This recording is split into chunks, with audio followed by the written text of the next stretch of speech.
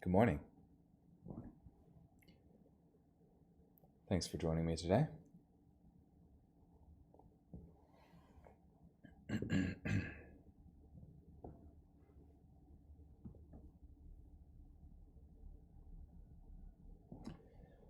Well,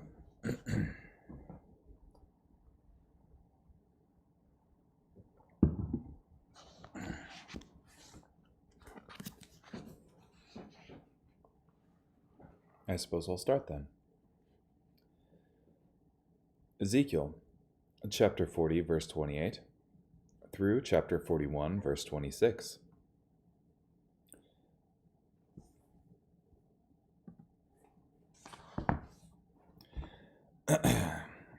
Then he brought me to the inner court by the south gate. He measured the south gate. It had the same dimensions as the others. Its alcoves, its jambs, and its porches had the same dimension as the others, and there were windows all around it. And its porches, its length was 87.5 feet, and its width 43.75 feet. There were porches all around, 43.75 feet long, and 8.75 feet wide. Its porches faced the outer court, and decorative palm trees were on its jambs, and its stairway had 8 steps. Then he brought me to the inner court on the east side. He measured the gate. It had the same dimensions as the others. Its alcoves, its jambs, and its porches had the same dimensions as the others, and there were windows all around it, and its porches. Its length was 87.5 feet, and its width 43.75 feet. Its porches faced the outer court. It had decorative palm trees on its jambs, and its stairway had 8 steps. Then he brought me to the north gate, and he measured it. It had the same dimensions as the others, its alcoves, its jambs, and its porches. It had windows all around it. Its length was 87.5 feet, and its width 43.75 feet. Its jambs faced the outer court, and it had decorative palm trees on its jambs on either side, and its stairway had 8 steps. There was a chamber with its door by the porch of the gate. There they washed the burnt offering. In the porch of the gate were 2 tables on either side on which to slaughter the burnt offering, the sin offering, and the guilt offering. On the outside of the porch, as one goes up at the entrance of the north gate, were 2 tables, and on the other side of the porch of the gate were 2 tables. 4 tables were on each side of the gate, 8 tables on which the sacrifices were to be slaughtered. The 4 tables for the burnt offering were of carved stone, 32 inches long, 32 inches wide, and 21 inches high. They would put the instruments which they used to slaughter the burnt offering and the sacrifice on them. There were hooks 3 inches long, fastened in the house all around, and on the tables was the flesh of the offering. On the outside of the inner gate were chambers for the singers of the inner court, one at the side of the north gate facing south, and the other at the side of the south gate facing north. He said to me, "This chamber which faces south is for the priests who keep charge of the temple, and the chamber which faces north is for the priests who keep charge of the altar. These are the descendants of Zadok from the descendants of Levi, who may approach the Lord to minister to him." He measured the court as a square, 175 feet long and 175 feet wide. The altar was in front of the temple. Then he brought me to the porch of the temple and measured the jambs of the porch as 8.75 feet on either side, and the width of the gate was 24.5 feet, and the sides were 5.25 feet on each side. The length of the porch was 35 feet, and the width 19.25 feet. Steps led up to it, and there were pillars beside the jambs on either side. Then he brought me to the outer sanctuary and measured the jambs. The jambs were 10.5 feet wide on each side. The width of the entrance was 17.5 feet, and the sides of the entrance were 8.75 feet on each side. He measured the length of the outer sanctuary as 70 feet, and its width as 35 feet.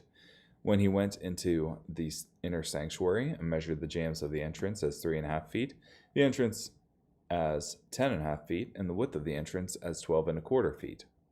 Then he measured its length as 35 feet, and its width as 35 feet, before the outer sanctuary. He said to me, "This is the most holy place." Then he measured the wall of the temple as 10.5 feet, and the width of the side chambers as 7 feet all around the temple. The side chambers were in 3 stories, one above the other, 30 in each story.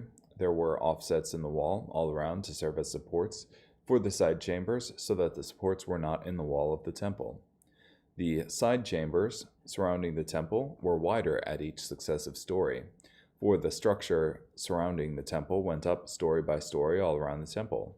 For this reason, the width of the temple increased as it went up, and one went up from the lowest story to the highest by the way of the middle story. I saw that the temple had a raised platform all around. The foundation of the side chambers were a full measuring stick of 10.5 feet high. The width of the outer wall of the side chambers was 8.75 feet, and the open area between the side chambers of the temple and the chambers of the court was 35 feet in width all around the temple on every side. There were entrances from the side chambers toward the open area, one entrance toward the north and another entrance toward the south. The width of the open area was 8.75 feet all around. The building that was facing the temple courtyard at the west side was 122.5 feet wide. The wall of the building was 8.75 feet all around, and its length 157.5 feet. Then he measured the temple as 175 feet long, the courtyard of the temple and the building and its walls as 175 feet long, and also the width of the front of the temple and the courtyard on the east as 175 feet. Then he measured the length of the building facing the courtyard at the rear of the temple with its galleries on either side as 175 feet, the interior of the outer sanctuary and the porch of the court, as well as the thresholds, narrow windows, and galleries, all around on 3 sides facing the thresholds, were paneled with wood all around, from the ground up to the windows. Now the windows were covered to the space above the entrance to the inner room, and on the outside, and on all of the walls in the inner room and outside by measurement. It was made with cherubim and decorative palm trees, with a palm tree between each cherub. Each cherub had 2 faces, a human face toward the palm tree on one side, and a lion's face toward the palm tree on the other side. They were carved on the whole temple all around. From the ground to the area above the entrance, cherubim and decorative palm trees were carved on the wall of the outer sanctuary. The doorposts of the outer sanctuary were square. In front of the sanctuary, one doorpost looked just like the other. The altar was of wood, 5.25 feet high, with its length 3.5 feet.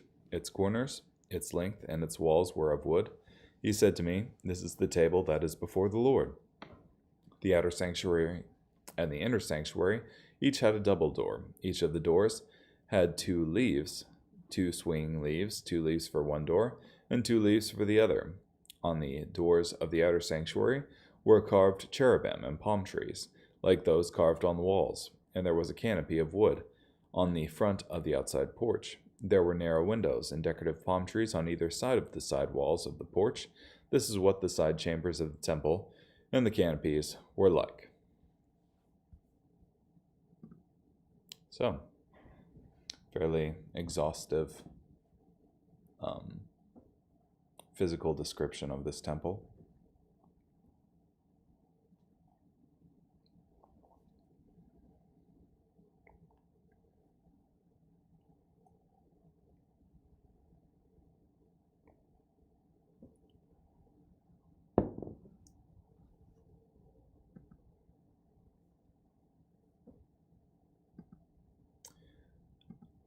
I'm just wondering at this point if this is the temple that Jesus is supposed to be serving as high priest in, like the heavenly temple, or if this is supposed to be a future temple that's going to be built in Jerusalem.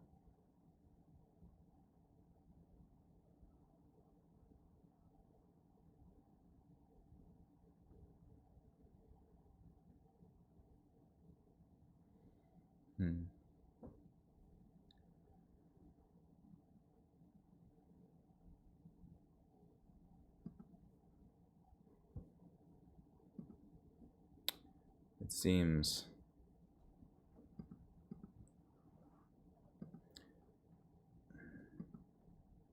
odd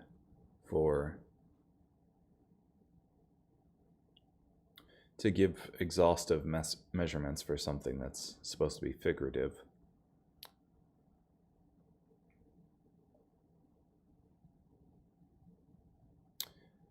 because I think it goes on and talks about the law that the priest should follow as priests in this temple.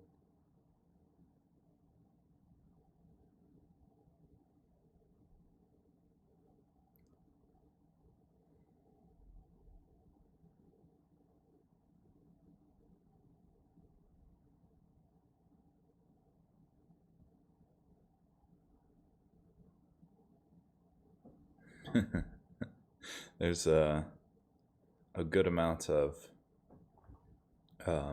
interpretive approaches that David Guzik quotes John B. Taylor as giving for this particular passage that is literal prophetic, that is a literal temple that would be expected to be built by the returning exiles,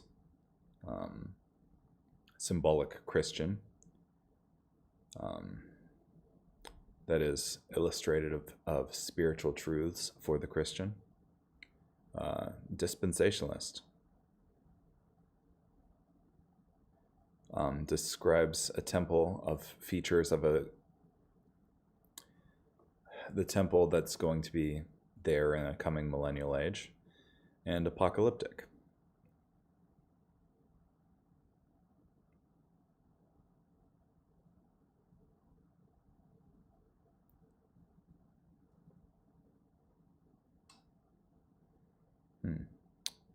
The prophet chooses to speak about Jerusalem's future by recasting imagery deriving from the ancient Near Eastern mythic motif of the cosmic mountain.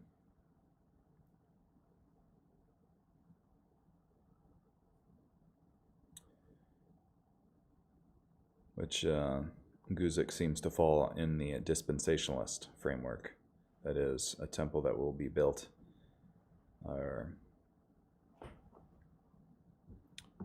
in the coming millennial age. Interesting. Let's carry on. James chapter 4, verses 1 through 17. Where do the conflicts and where do the quarrels among you come from? Is it not from this, from your passions that battle inside you? You desire and you do not have. You murder and envy and you cannot obtain. You quarrel and fight. You do not have because you do not ask. You ask and do not receive because you ask wrongly, so you can spend it on your passions. Adulterers, do you not know that friendship with the world means hostility toward God? So whoever decides to be the world's friend makes himself God's enemy. Or do you think the scripture means nothing when it says, the spirit that God caused to live within us has an envious yearning, but he gives greater grace. Therefore it says, God opposes the proud, but he gives grace to the humble. So submit to God, but resist the devil, and he will flee from you. Draw near to God, and he will draw near to you. Cleanse your hands, you sinners, and make your hearts pure, you double-minded. Grieve, mourn, and weep. Turn your laughter into mourning, and your joy into despair. Humble yourselves before the Lord, and he will exalt you. Do not speak against one another, brothers and sisters. He who speaks against a fellow believer, or judges a fellow believer, speaks against the law and judges the law. But if you judge the law, you are not a doer of the law, but its judge. But there is only one who is lawgiver and judge, the one who is able to save and destroy. On the other hand, who are you to judge your neighbor?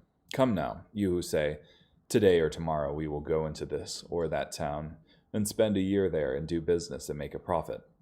You do not know about tomorrow what is your life like, for you are a puff of smoke that appears for a short time and then vanishes. You ought to say instead, if the Lord is willing, then we will live and do this or that. But as it is, you boast in your arrogance. All such boasting is evil. So whoever knows what is good to do and does not do it is guilty of sin.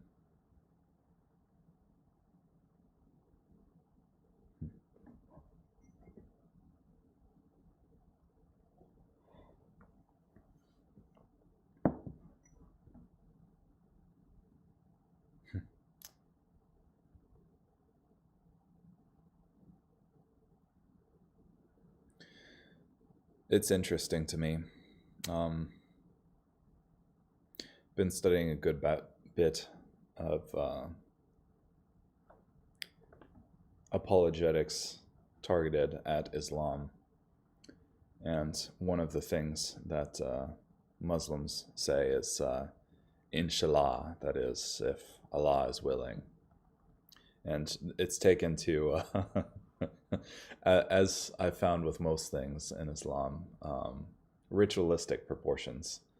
So, but I do think the spirit of this is correct. Like, you know, our life I do think the spirit of what James chapter 4 is saying is correct, in that we don't know what tomorrow will bring. Our lives are a vapor. And as such,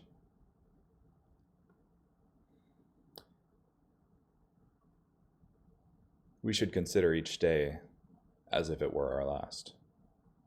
That's not to say we shouldn't plan ahead for anything, but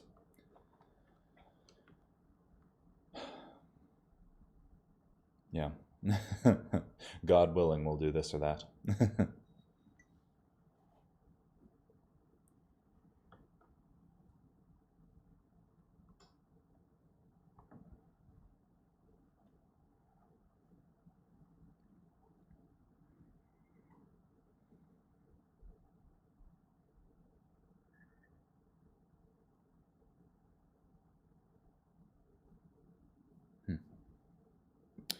Okay, let's carry on.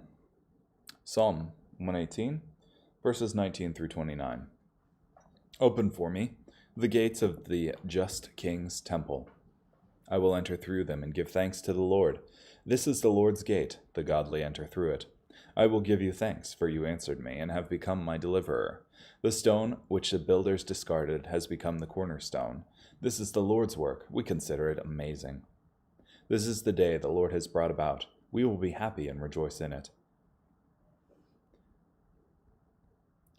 Please, Lord, deliver. Please, Lord, grant us success. May the one who comes in the name of the Lord be blessed. We will pronounce blessings on you in the Lord's temple. The Lord is God, and he has delivered us. Tie the offering with ropes to the horns of the altar. You are my God, and I will give thanks to you. You are my God, and I will praise you. Give thanks to the Lord, for he is good, and his loyal love endures. That's a pretty awesome passage.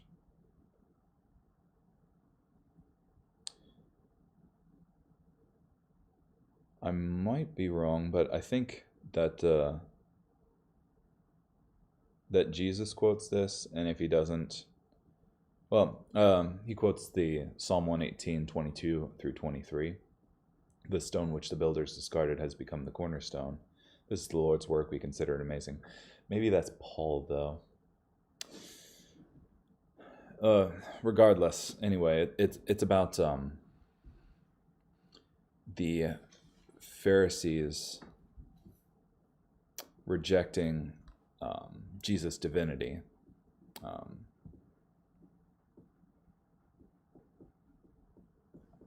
So, hold on, I'm getting an insider tip here. Gospels. And Peter. Oh, and Peter.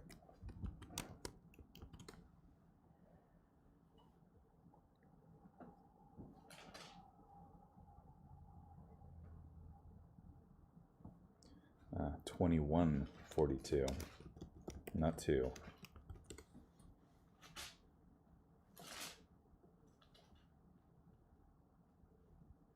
Cool.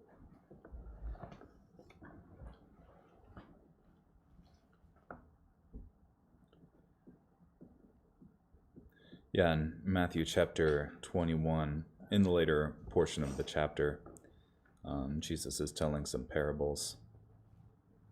And Jesus said to them in verse 42, "Have you never read in the scriptures, the stone the builders rejected has become the cornerstone? This is from the Lord, and it is marvelous in our eyes. For this reason, I tell you, the kingdom of God will be taken from you and given to a people who will produce its fruit. The one who falls on this stone will be broken to pieces, and the one on whom it falls will be crushed." And when the chief priests and the Pharisees heard his parables, they realized that he was speaking about them. And of course, they wanted to arrest him, but they were afraid of the crowds, because the crowds regarded him as a prophet.